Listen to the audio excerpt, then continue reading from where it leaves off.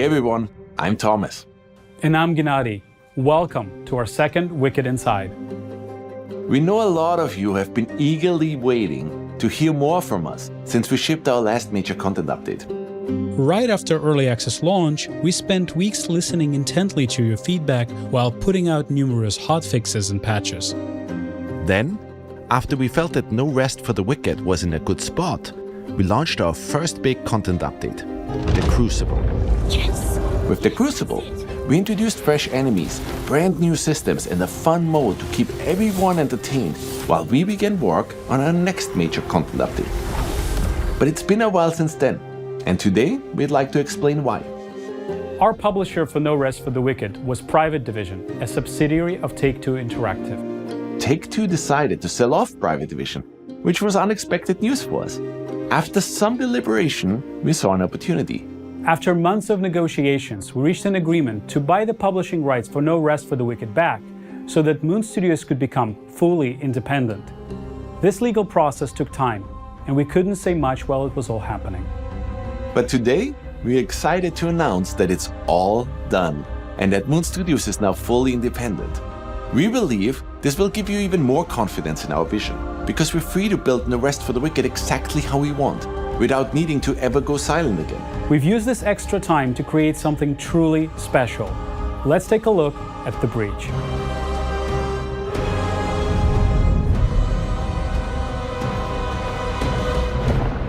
The breach represents the biggest content update we have ever shipped. We have heard you loud and clear. You wanted more out of our campaign. You wanted more story, more zones to play in, more enemies to fight, more bosses to test your mettle against. In short, more of everything. And that is exactly what we have been focusing on. Our story continues immediately following Ellsworth's return to Sacrament. He summons his daughter Odessa from her prison cell, and their exchange reveals more about their relationship.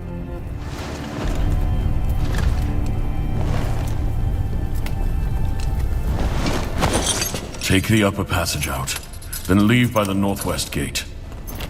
What are you doing? God Bennett often sleeps on duty, and the ramparts above him will be unmanned. Head north to Irmgard and Merin, or west to the Glades. Anywhere but here. So that's it then. You have to go. As a Sarim, players will have to venture forth into new areas we're introducing for the breach. These are massive zones that essentially double the size of the world players got to explore so far. A lot has changed in the Sola Sacra since you've last visited. Southeast of Sacrament lies the Lowland Meadows, a once idyllic haven used by Sacrament's hunters to gather food and supplies. Ellsworth requests our presence on a secret mission, but a faction known as the Harvesters has taken over the region. See? I told you this Sarim would come, and here they are. Indeed. Your presence is welcome here. My friend is convinced that some threat awaits us at the Weeping Sisters. As always at Moon, when it comes to level design, we deliberately craft every single inch of our world by hand. We do not rely on any procedural generation, and we believe that ultimately that will allow us to create an insanely expansive, interactive open world where every inch actually matters.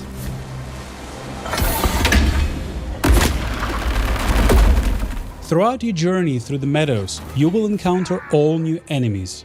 We have also introduced 2 new weapon archetypes, gauntlets and wands. Let's take a look at how these new weapons can be used to take down all new foes that you'll encounter. The Timberwhite here will try to take your life with his ginormous great axe. We know some of you already loved being able to suplex enemies in Wicked. It was only appropriate we introduced a dropkick.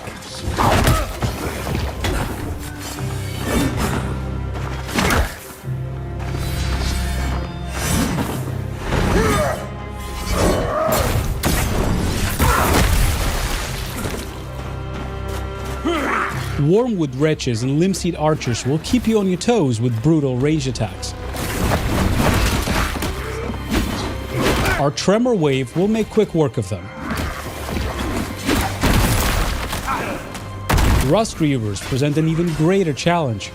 Equipped with 2 huge saws, your best bet is to keep your distance and counter when you find an opening.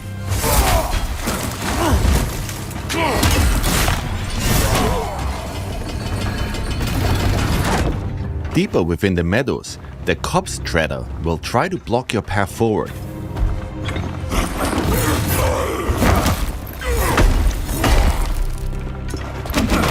Study his movement patterns and keep a cool head. You might just prevail.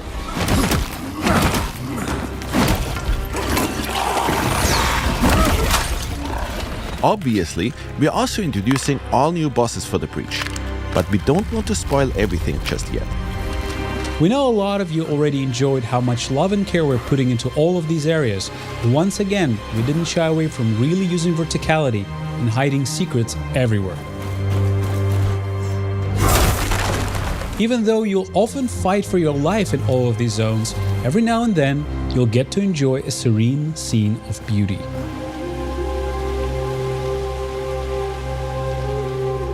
Things have changed in Sacrament too. Caretaker Alden has arrived in town to plead for help, dealing with the Blight, a plague infestation destroying his home of Merrin Village. Excuse me, is it true that Governor Ellsworth has already gone north with that madrigal? The guard said as much, but I wasn't sure. Many doors in Sacrament stay shut to us, Dasha. And if you exit Sacrament through its northwestern gate, you will find yourself in the once majestic Merrin Woods.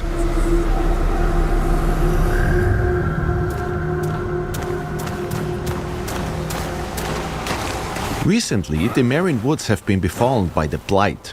It festered all throughout the woods, and players will have to find a way past it in order to advance. The Belak are ferocious fighters. The Stalkinche here knows how to wield a club, and if you're not careful, they might just call in reinforcements. Our new wands builds are surprisingly effective. We can cast ice darts to freeze our enemies. Cold Sling is a powerful ice evasion attack.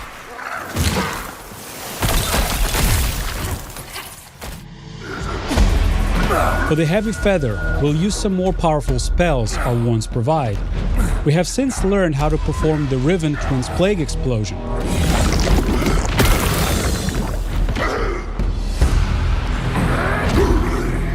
And if you have enough focus, Lightning Bolt makes quick work of any enemy.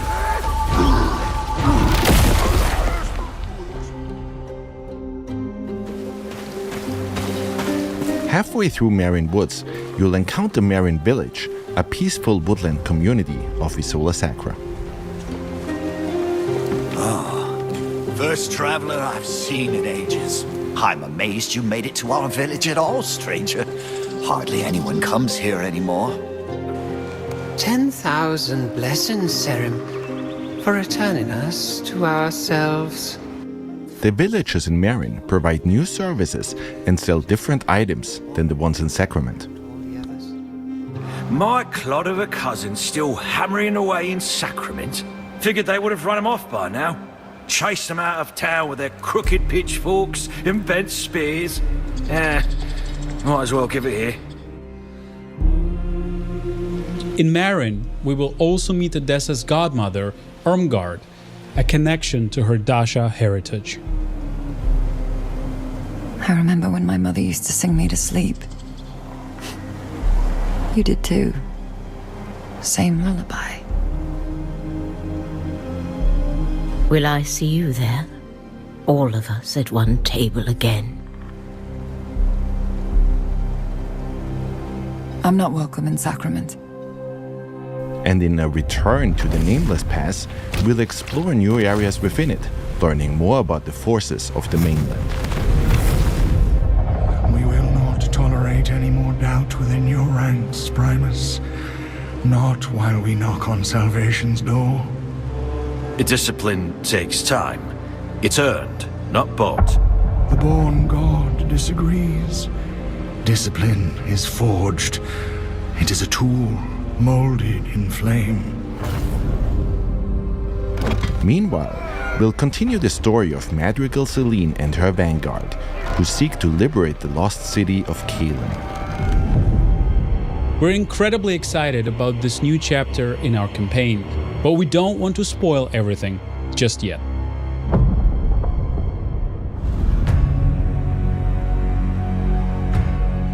Our intention for No Rest for the Wicked was always to provide players with an insane amount of content, even after they finish the campaign. After the events that unfold throughout the Breach, our Spilled Blood questline continues as any area within Isola Sacra can now be overtaken by the Pestilence. Once an area is infected, you'll suddenly have to fight enemies that you never encountered before in these areas.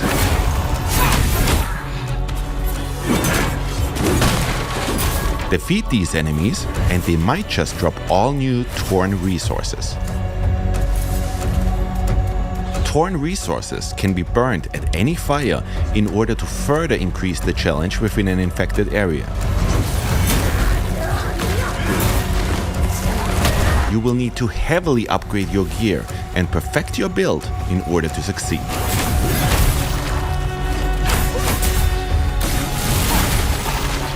But greater challenge also means greater rewards.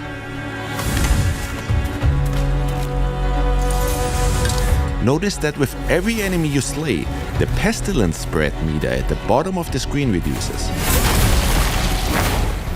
Slay enough enemies and you will have to overcome only one more obstacle. Getting rid of the infection means ripping it out at its root. If you manage to defeat the plague boss within the infected area, the entire zone will be cleansed of the pestilence once more. Our Alive system has also gotten a huge update. You will now find many more factions being able to take over the various areas within Isola Sacra. Our goal with all of this is to change the way players think about retraversal in video games. We ultimately want to make every return feel as fresh and as exciting as it was the first time you played. And as you can see, we also introduced entirely new levels within the areas you're already familiar with.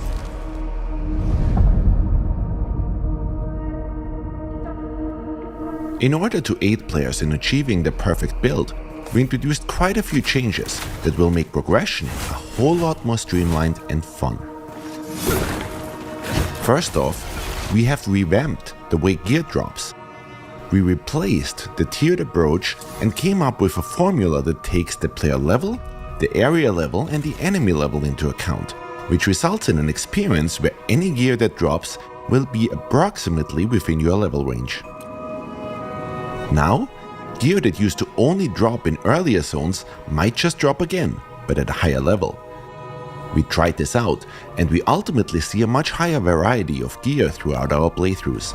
We think it's a much more enjoyable looting experience.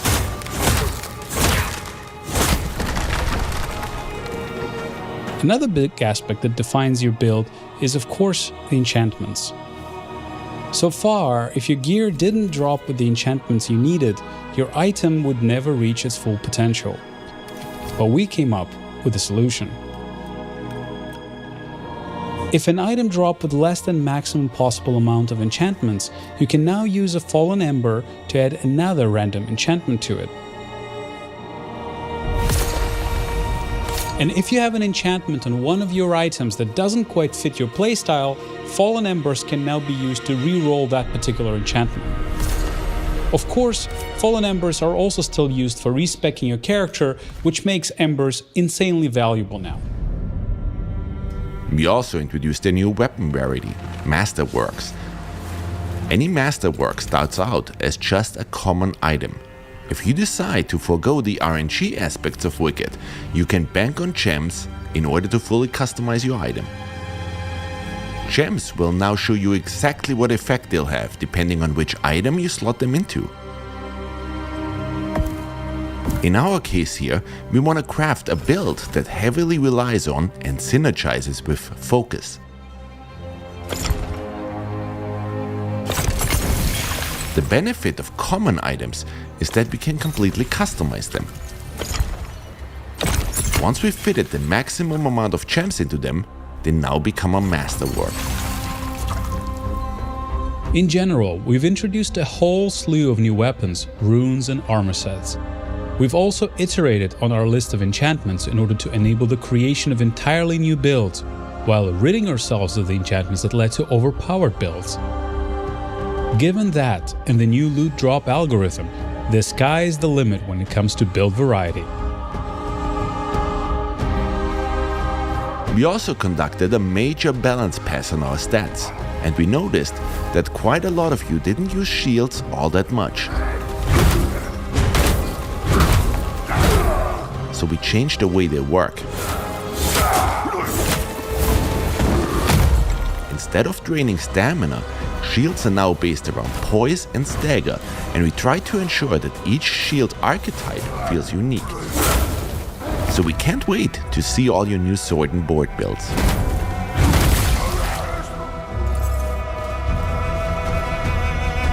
Last but not least, if you've become a master at playing No Rest for the Wicked, you should try our new hardcore characters. Permadeath is enabled for these, so once these characters die, they get downgraded to non-hardcore characters that can only be played on regular realms. I wonder who will be the first player to slay the Aconite with a hardcore character.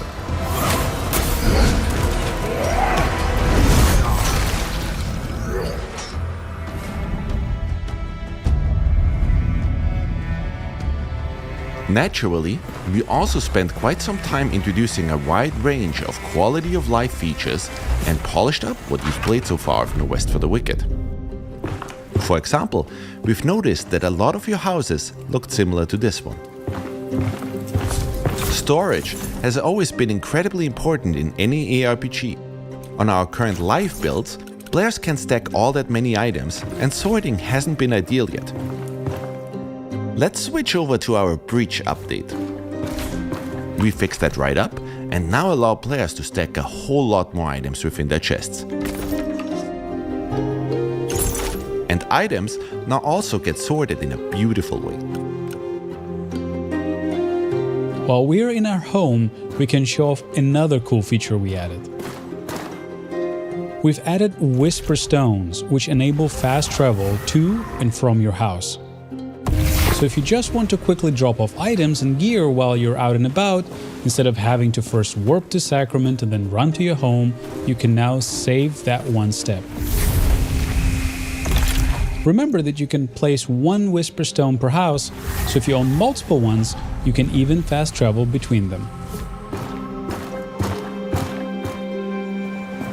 Our next change regards food cooldowns. We've removed the classic cooldowns entirely. Now you can consume meals instantly.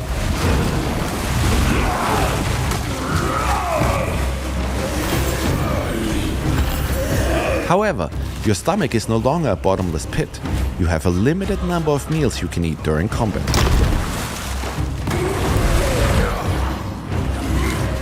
You'll be able to upgrade this limit through Plague Ichor, letting you extend how many times you can heal or buff yourself in battle. This new approach aims to make combat more engaging and dynamic, rather than forcing players to just wait for a timer.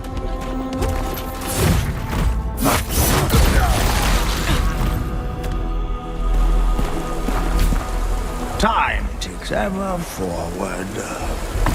We know timers and project wait times have been a major discussion point in our community. We're adding a new feature so you can contribute food and ingredients to make Adana's workers, speeding up whichever building project they're currently tackling. We are always listening to your feedback, and we will keep iterating on the system. If you have thoughts, please keep sharing them. And of course, we've been hard at work meticulously optimizing performance. If you notice any poor performance in a machine before, the Breach update should drastically improve your experience. Speaking of improvements, our DLSS implementation has been updated to a newer version, which results in much crisper image and even better performance. And these are just a few highlights. In total, we are counting more than 11,000 changes since we shipped the Crucible update. Before we dive deeper, we'd like to clarify how you'll access the breach. You will need to replay No Rest for the Wicked to fully experience this update. Old saves remain in a legacy build, but this approach ensures the breach is integrated as seamlessly as possible into the game. We realize this might be a surprise for some.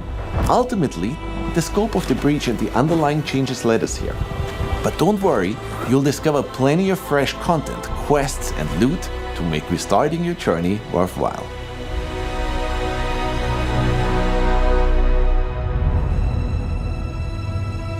Let's discuss our roadmap next. It goes without saying that we will heavily support the breach for the upcoming weeks after launch. You will once again see us react incredibly quickly to all of the feedback you guys might provide. But we're also already hard at work on our next content drops. We've received hundreds, if not thousands of pleas begging for the co-op update, and we know that our original roadmap had co-op before the breach. Rest assured, it will be the next thing we launch after this update. The reason we ultimately decided to switch these updates was because we wanted people to have more content to play once co-op releases. With the breach update, there will be now a lot more content to explore with your friends. After the co-op update, we'll be following up with more improvements and new systems. We'll expand Sacrament, improve housing, introduce farming, expand the Crucible, and of course, finish the campaign with more story and more quests and bosses. We are very much aware that a lot of you finally want to play No Rest for the Wicked on all major consoles. We have a ton of things planned to further improve on the foundation that we've laid so far, and we're excited to keep discussing all of these new releases and changes with you as we go along. Also, today marks the 10th anniversary of Ori. We released Ori and the Blind Forest on March 11th, 2015. It's been a wild ride for all of us here at Moon, so today, we'd like to use this opportunity to just say thank you. Thank you to all of our fans who have supported us the whole way through. We would not be where we are today without you. We're now hard at work on the final bug fixing and polishing stages of this massive update. We want to make sure we get it just right. But before we wrap up, there is one more thing, and this one is near and dear to our hearts. Hello everyone, I'm Gareth Coker. My story with Moon Studios began more than 15 years ago when I received a message on an internet forum from them asking me if I'd be interested in composing the music for a small indie project. 4 years later, that small project blossomed into Ori and the Blind Forest. Now, we were all very young and just getting started, so for our second release, Ori and the Will of the Wisps, we set out to perfect everything about the original, and I couldn't be more proud of what we were able to create together. But our journey is not yet over. I'm happy to announce that I've been hard at work crafting an unforgettable score for the story, the characters, the locations, and the boss fights of No Rest for the Wicked. And you will finally be able to hear some ambient music while out exploring in the world too. I can't wait to see where this journey leads us once again. It leaves me to invite you to experience the all-new music in No Rest for the Wicked with the Breach update, launching on April the 30th. It will be well worth the wait.